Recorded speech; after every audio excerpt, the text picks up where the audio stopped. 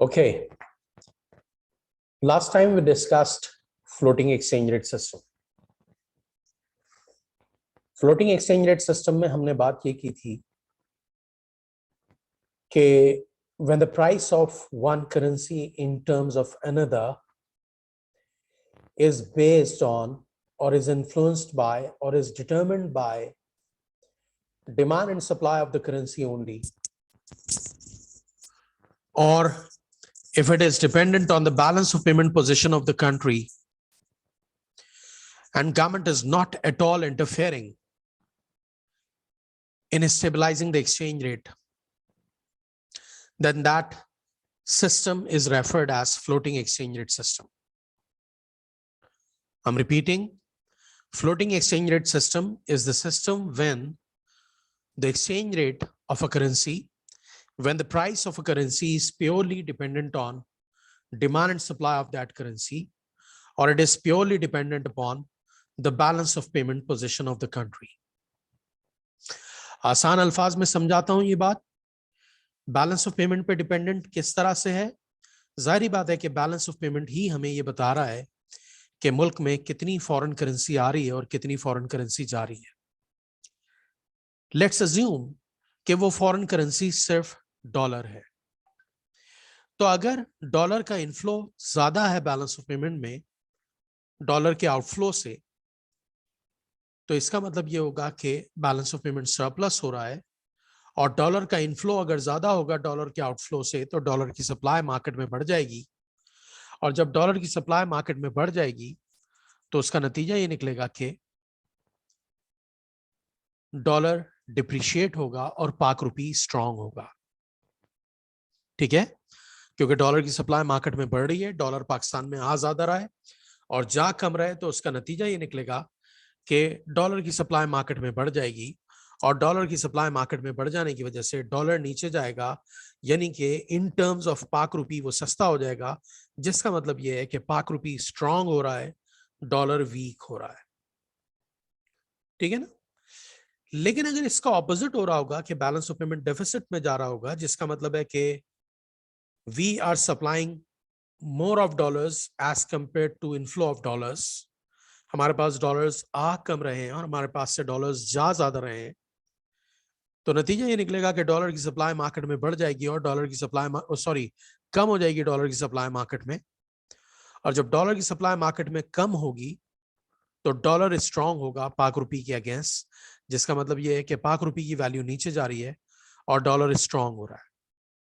ठीक है ना.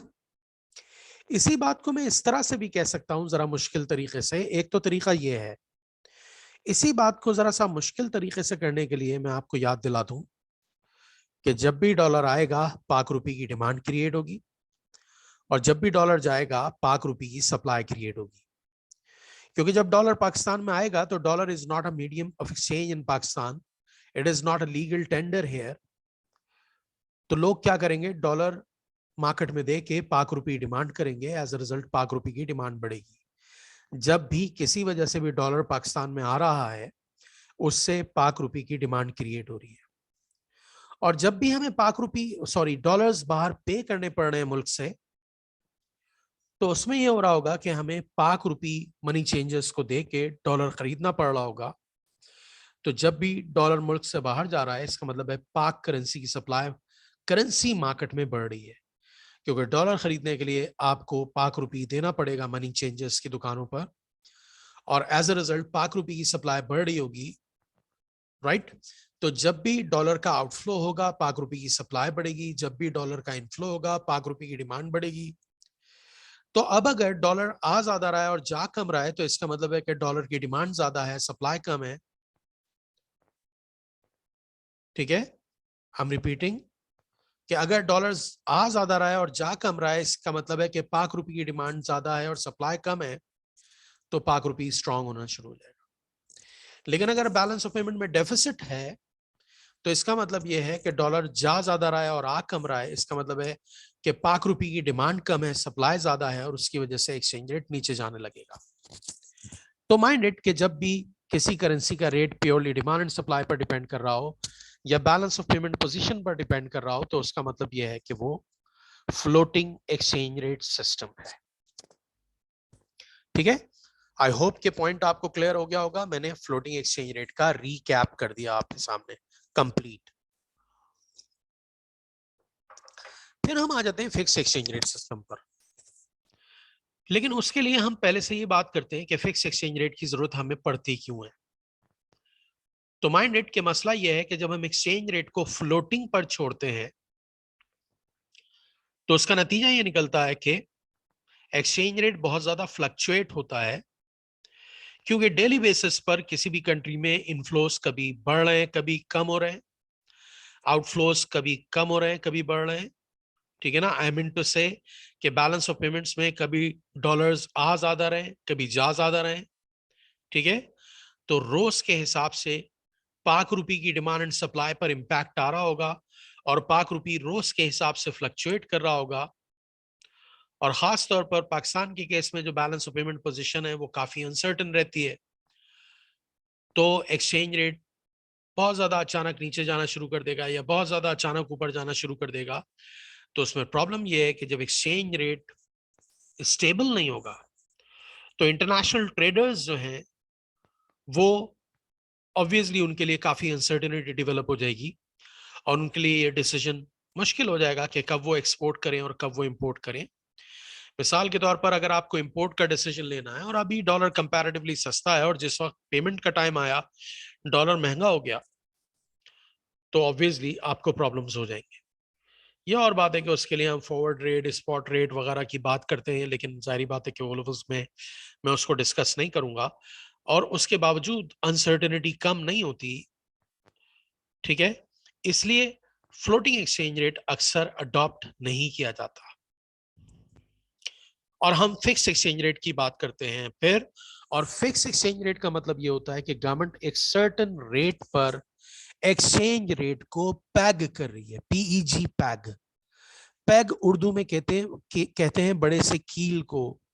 जैसे टेंट वगैरह लगाते हैं ना, तो बड़ी सी कील अक्सर रोडों में लगा के रस्सी बांध देते हैं टेंट लगाने के लिए, या सवात वगैरह कभी आप गए हो तो टेंट लगाने के लिए हमें जमीन में बड़ी सी कील गाड़नी पड़ती है, उसमें हम रस्सी बांधते हैं। तो that is called peg, PEG, peg. तो जब आप एक्सचेंज रेट को पैग करते हैं तो इसका मतलब है आपने एक्सचेंज रेट को फिक्स कर दिया, एक जगह बांध दिया। और आप एज अ रिजल्ट इसका मतलब यह है कि गवर्नमेंट ये नहीं चाहती कि एक्सचेंज रेट को जिस जगह उसने पैग किया है, जिस जगह उसने फिक्स किया है, उस जगह से वो हटे। और उस सूरत में फिर गवर्नमेंट को करना यह होगा कि एक्सचेंज रेट पर कोई भी अपवर्ड या डाउनवर्ड प्रेशर अगर क्रिएट होता है तो गवर्नमेंट को लोकल करेंसी की सप्लाई को मैनिपुलेट करके उस अपवर्ड या डाउनवर्ड प्रेशर को खत्म करना होगा। मिसाल के तौर पे गवर्नमेंट चाहती है कि $1 170 पे पैग हो जाए, फिक्स हो जाए और उससे ना हिले। तो अब अगर डिमांड एंड सप्लाई फोर्सेस की वजह से एक्सचेंज रेट ऊपर जाना शुरू कर देता है पाक रुपी का, और गवर्नमेंट नहीं चाहती कि 170 से वो नीचे जाए, आई मीन टू से अप्रिशिएट हो। अगर गवर्नमेंट नहीं चाहती कि पाक रुपी अप्रिशिएट हो तो फिर उसे करना यह पड़ेगा कि अगर पाक रुपी महंगा हो रहा है, यानी कि हमें बैलेंस ऑफ पेमेंट सरप्लस हो रहा है जिसकी वजह से डॉलर आ ज्यादा रहा है जा कम रहा है, डॉलर की सप्लाई मार्केट में बढ़ रही है और उसकी वजह से पाक रुपी का एक्सचेंज रेट ऊपर जा रहा है, और गवर्नमेंट लेट सपोज नहीं चाहती कि एक्सचेंज रेट ऊपर जाए, तो गवर्नमेंट करेगी ये कि गवर्नमेंट फॉरेन करेंसी मार्केट में पाक रुपी को बेचना शुरू कर देगी और उसके अगेंस्ट डॉलर्स खरीदना शुरू कर देगी। पाक रुपी का रेट ऊपर जा रहा था, गवर्नमेंट ने पाक रुपी बेचने शुरू कर दिए। जब पाक रुपी मार्केट में बेचेगी तो पाक रुपी की सप्लाई बढ़ेगी, और जब पाक रुपी की सप्लाई बढ़ेगी तो उसका नतीजा ये निकलेगा कि जो एक्सचेंज रेट ऊपर की तरफ जा रहा था वो सप्लाई बढ़ने की वजह से दोबारा नीचे की तरफ जाना शुरू हो जाएगा। आपको ऑलरेडी पता है कि जब किसी चीज की सप्लाई मार्केट में बढ़ती है तो उसका रेट नीचे जाता है। तो अगर पाक रुपी स्ट्रांग हो रहा था और गवर्नमेंट नहीं चाह रही कि स्ट्रांग हो, तो गवर्नमेंट पाक रुपी को मार्केट में, ओपन मार्केट में सेल करेगी और उसके अगेंस्ट फॉरेन करेंसी खरीदती रहेगी। गवर्नमेंट के फॉरेन करेंसी रिजर्व्स भी बिल्ट हो रहे होंगे और दूसरी तरफ पाक रुपी की सप्लाई बढ़ने से पाक रुपी के एक्सचेंज रेट पे डाउनवर्ड प्रेशर आ रहा होगा। दूसरी तरफ फर्स्ट करें अगर बैलेंस ऑफ पेमेंट डेफिसिट में जा रहा है, जिसका मतलब है डॉलर आ कम रहा है और जा ज्यादा रहा है, तो पाक रुपी डिप्रिशिएट होना शुरू हो जाएगा। और जब पाक रुपी डिप्रिशिएट होना शुरू हो जाएगा और गवर्नमेंट नहीं चाहती कि 170 से भी नीचे जाए वो अगेंस्ट $1, तो गवर्नमेंट अब ऑपोजिट करेगी कि डॉलर्स बेच के पाक रुपी खरीदना शुरू कर देगी, ताकि पाक रुपी का जो रेट नीचे जा रहा है डिमांड कम होने की वजह से या सप्लाई बढ़ने की वजह से, गवर्नमेंट उसको कैंसिल आउट करना चाहती है। और गवर्नमेंट करेगी ये कि पाक रुपी बेचना शुरू कर देगी मार्केट में, सॉरी डॉलर्स बेचना शुरू कर देगी मार्केट में, और उससे पाक रुपी खरीदना शुरू कर देगी, ताकि पाक रुपी पर जो डाउनवर्ड प्रेशर आ रहा था सप्लाई कम होने की वजह से, पाक रुपी पर वापस अपवर्ड प्रेशर आ जाए। तो माइंड इट कि जब गवर्नमेंट को एक्सचेंज रेट फिक्स करना होगा, बिल्कुल फिक्स, कंप्लीटली फिक्स्ड, जिसे हम फिक्स एक्सचेंज रेट सिस्टम कहते हैं, तो गवर्नमेंट को ऑब्वियसली फॉरेन करेंसी मार्केट में इंटरफेयर करना होगा बार बार। अगर उसकी करेंसी का रेट ऊपर जा रहा है तो अपनी करेंसी की सप्लाई बढ़ा के उसको वो स्टेबलाइज करेगी, और अगर उसकी करेंसी का रेट नीचे जा रहा है तो उसकी सप्लाई को कम करके उसके एक्सचेंज रेट को स्टेबलाइज करेगी। Are you getting my point? Is it making sense?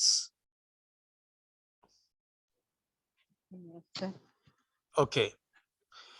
लेकिन फिर हम इस चीज पर आ जाते हैं कि दुनिया में बहुत ही कम ऐसा होता है कि absolutely fixed exchange rate system adopt किया जाए, क्योंकि अगर absolutely fixed exchange rate system adopt करेंगे तो उसके भी अपने प्रॉब्लम्स हैं। खास तौर पर जिन कंट्रीज को बैलेंस ऑफ पेमेंट में डेफिसिट हो रहा है, उनका एक्सचेंज रेट मुसलसल नीचे जा रहा होगा, और जब उनका एक्सचेंज रेट मुसलसल नीचे जा रहा होगा तो नतीजा ये निकलेगा कि उन्हें बार बार फॉरेन करेंसी बेचकर पाक रुपी खरीदना पड़ रहा होगा मार्केट से। और जाहिर बात है कि आपके पास कितने फॉरेन करेंसी रिजर्व्स हैं वो एक लिमिट में है, और आप कितनी फॉरेन करेंसी बेचकर पाक रुपी खरीदेंगे, ठीक है। तो एक तो आपके पास इतना डॉलर नहीं है कि आप डॉलर बेच के पाक रुपी खरीदते रहें और उसका एक्सचेंज रेट फिक्स करते रहें, और दूसरी बात, ऐसा करना समझदारी भी नहीं होगी। आपकी कंट्री के करेंसी का एक्सचेंज रेट नीचे जा रहा है कंटिन्यूसली, उस पर डाउनवर्ड प्रेशर है। आप अगर उसकी सप्लाई को कम करके उसको वापस वहीं उसी रेट पर लाएंगे तो आप एक्चुअली अपनी करेंसी के एक्सचेंज रेट को एक तरह से ओवर वैल्यू कर रहे होंगे। और ओवर वैल्यू करने का मतलब यह है कि मार्केट में उसकी इतनी डिमांड नहीं है, मार्केट में उसकी इतनी वैल्यू नहीं है, और आप उसको ओवर वैल्यू करके बैठे में कि नहीं हम तो इतने का ही बेचेंगे। ये समझदारी नहीं है। उसका नतीजा ये निकलेगा कि जब आप अपनी करेंसी को ओवर वैल्यू कर देंगे तो एक्सपोर्ट्स और डिक्लाइन होना शुरू हो जाएंगी, इंपोर्ट्स और बढ़नी शुरू हो जाएंगी, और फर्दर डेफिसिट होते रहेंगे आपको। मैं रिपीट कर रहा हूं अपनी पॉइंट दोबारा ताकि आपको क्लियर हो जाए। देखें, अगर पाक रुपी डिप्रिशिएट हो रहा है मुसलसल, और गवर्नमेंट के पास फर्ज कर ले इतने फॉरेन करेंसी रिजर्व्स हैं भी कि वो फॉरेन करेंसी को बेच के मुसलसल पाक रुपी की सप्लाई को कम कर रही है ताकि एक्सचेंज रेट स्टेबल रहे, ऊपर रहे, जो नीचे जा रहा है वो ना जाए, ऐसा करना समझदारी नहीं। क्योंकि एक तो फॉरेन करेंसी रिजर्व जाया हो रहा है, प्लस ये कि जब आप एक्सचेंज रेट नीचे जा रहा है और आप उसको जबरदस्ती ऊपर रखे हुए, तो वो ओवर वैल्यू हो जाएगा। ओवर वैल्यू होने से क्या मुराद है कि फॉरेनर्स को आपकी करेंसी महंगी लग रही होगी, as a result exports decline हो जाएंगे। और आपने अपनी करेंसी को ओवर वैल्यू कर रखा है तो इसका मतलब है इंपोर्ट्स आपको सस्ती पड़ रही होंगी, इंपोर्ट्स बेइंतहा शुरू हो जाएंगी, एक्सपोर्ट्स गिरना शुरू हो जाएंगी, इंपोर्ट्स बढ़ना शुरू हो जाएंगी, जो कि ऑब्वियसली एक नुकसान है। इसलिए फिक्स एक्सचेंज रेट को बिल्कुल ही फिक्स रखना बास टाइम समझदारी नहीं है, और इसलिए दुनिया भर में fix exchange rate system adopt नहीं किया जाता। हम एक्चुअली क्या करते हैं कि मैनेजेबल फ्लोट सिस्टम अडॉप्ट करते हैं। मैनेजेबल फ्लोट सिस्टम को हम एक तरह से डर्टी फ्लोटिंग भी कहते हैं, क्योंकि हम उसे बिल्कुल फ्लोटिंग पर नहीं छोड़ रहे हैं, इंटरफेयर कर रहे हैं। और मैनेजेबल फ्लोट सिस्टम का मतलब यह है कि हम ना उसको बिल्कुल फिक्स कर रहे हैं एक्सचेंज रेट को, ना बिल्कुल फ्लोटिंग पे छोड़ रहे हैं। हम करेंगे क्या कि एक रेंज सेट कर देंगे अगर उस रेंज में अपर रेंज और लोअर रेंज सेट कर देंगे, अगर एक्सचेंज रेट उस रेंज में फ्लक्चुएट कर रहा है तो कोई इश्यू नहीं है, हम इंटरफेयर नहीं करेंगे, आई मीन गवर्नमेंट इंटरफेयर नहीं करेगी।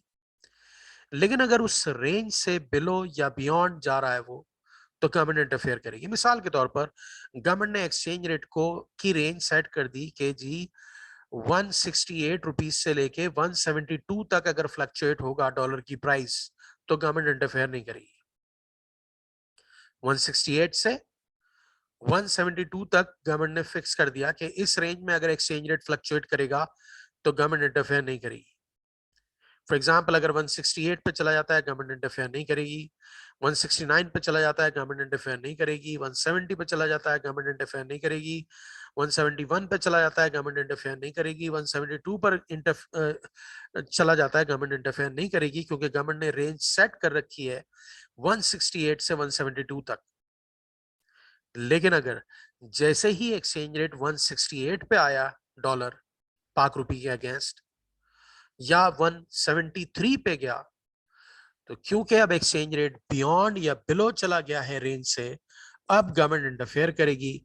और उसी तरह जिस तरह फिक्स एक्सचेंज रेट सिस्टम में बाय एंड सेल करके उसको वापस जगह पर ला रही थी, इसी तरह मैनेजेबल फ्लोट सिस्टम में भी अगर रेंज से बाहर जा रहा है एक्सचेंज रेट, तो गवर्नमेंट, आई मीन टू से सेंट्रल बैंक, फॉरेन करेंसी बेचकर या खरीद कर पाक रुपए की सप्लाई को मैनिपुलेट कर वापस रेंज में लेके आएगा। This is called manageable float system.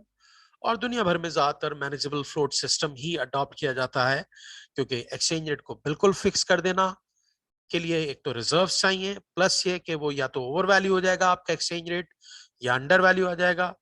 बिल्कुल फ्लोटिंग पर छोड़ देंगे तो एक्सचेंज रेट बहुत ज्यादा फ्लक्चुएट होना शुरू हो जाएगा और उसमें इंटरनेशनल ट्रेड डिस्करेज होना शुरू हो जाएगा। इसलिए ना हम floating exchange rate system adopt करते हैं, ना हम manageable float sorry fix exchange rate system adopt करते हैं। हम actually manageable float system adopt करते हैं, जिसमें हम करते ये हैं कि एक रेंज सेट कर देते हैं, अपर लिमिट और lower limit.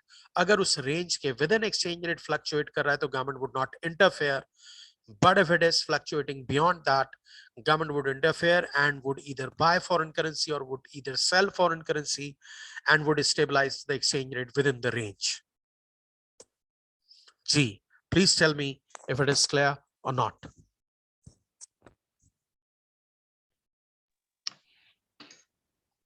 Sir, G, it is clear. It is clear. is that clear? Yes, sir. ठीक है, तो हमारी समझ में आ गया कि एक्सचेंज रेट को गवर्नमेंट किस तरह फिक्स करेगी या मैनेजेबल फ्लोट सिस्टम किस तरह होगा, और हमारी ये भी समझ में आ गया कि एक्सचेंज रेट किस तरह डिटरमिन होता है फ्लोटिंग एक्सचेंज रेट में। ठीक है ना, तो दिस इज इट। एक सेकेंड रुकिएगा जरा।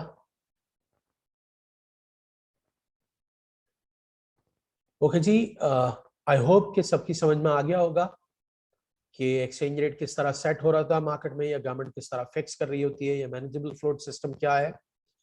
ठीक है, I am stopping the recording now to see what queries my student have. I hope कि आपके सब कुछ समझ में आया होगा।